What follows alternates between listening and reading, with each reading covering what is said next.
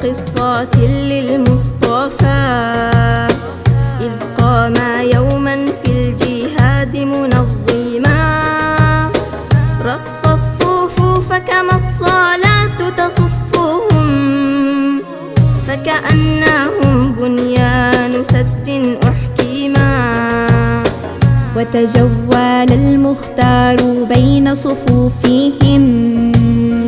فإذا بشخص بينهم متقدما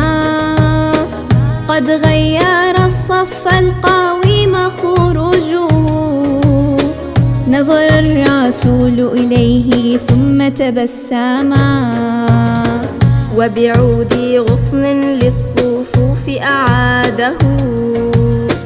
وأعاد للصف القويم تقوما